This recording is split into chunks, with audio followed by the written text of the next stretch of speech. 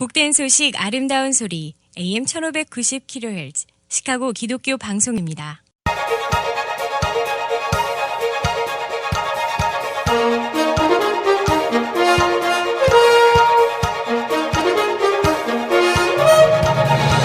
김정일 해설위원의 시사 해설.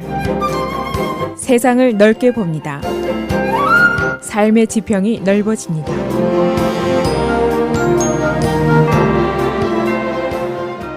시사해설입니다.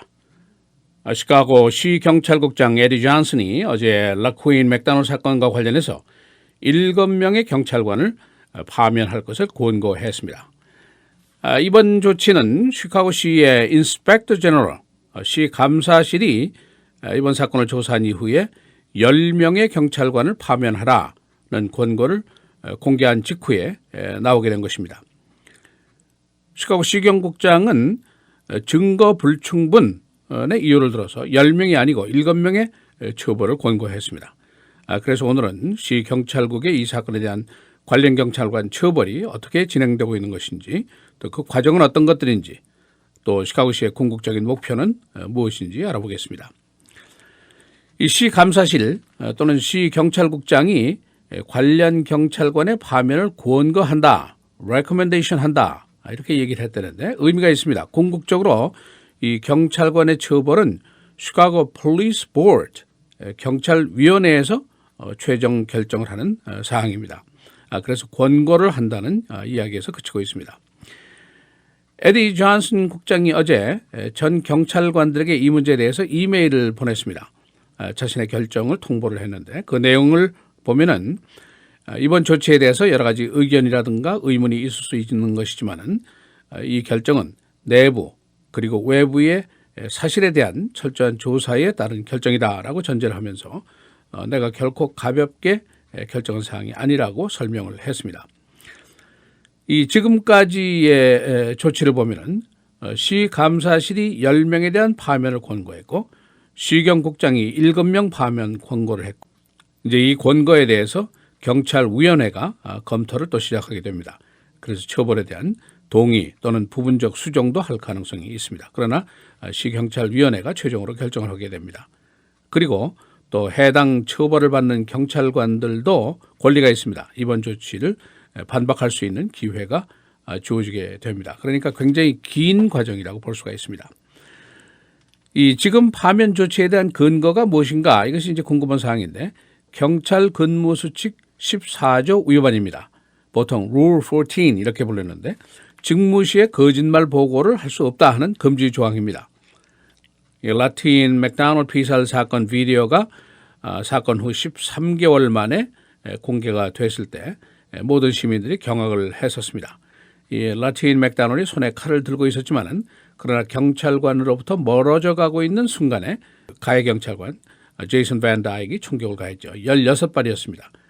그래서 피살자가 길 위에 쓰러진 이후에도 계속해서 총격을 가하는 장면이 전 시민들에게 목격이 됐습니다. 그 이후에 바로 곁에 서 있던 동료 경찰관들의 보고서, 이것이 또 문제가 되는데 모두 허위 보고서였습니다.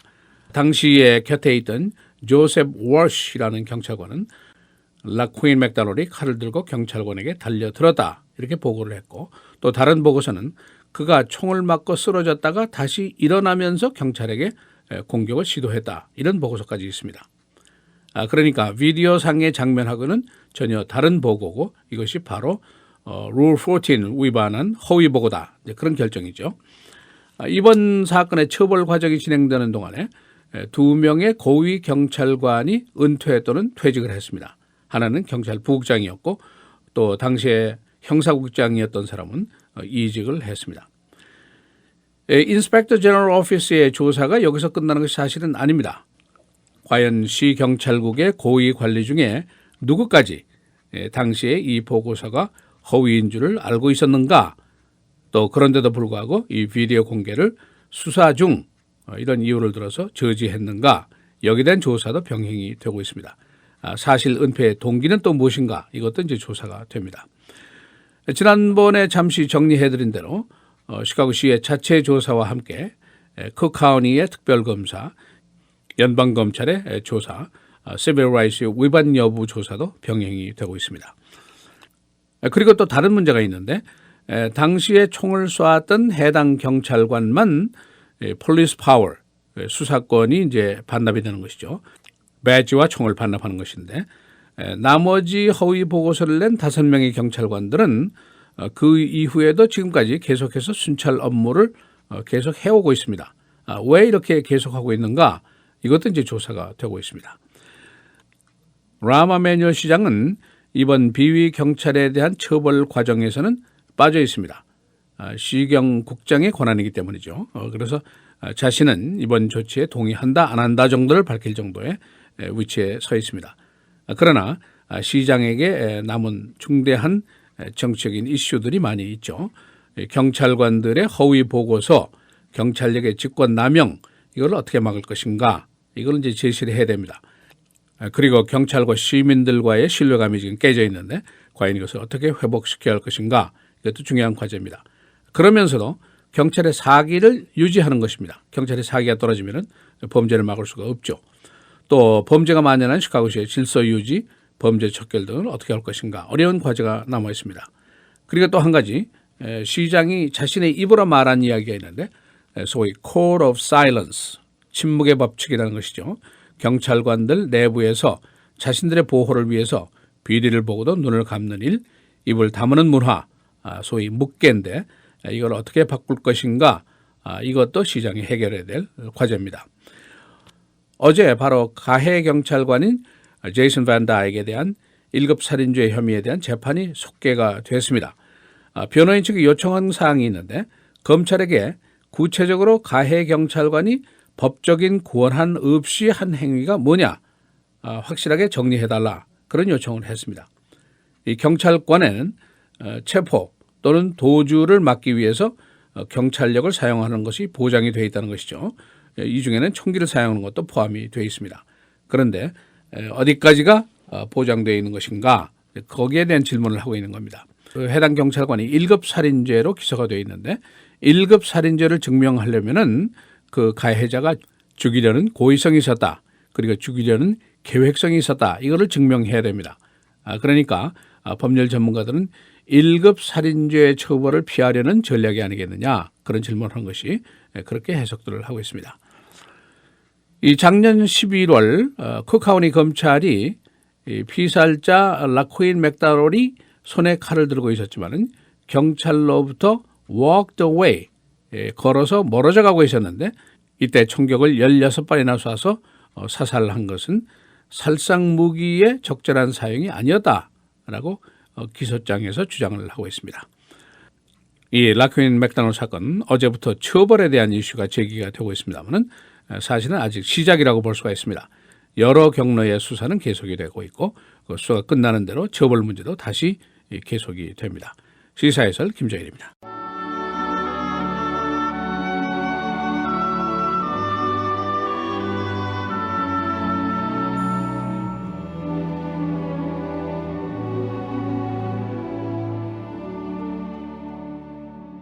모든 사람이 죄를 범하였음에 하나님의 영광에 이르지 못하더니 그리스도 예수 안에 있는 속량으로 말미암아 하나님의 은혜로 값없이 의롭다 하심을 얻은 자 되었느니라.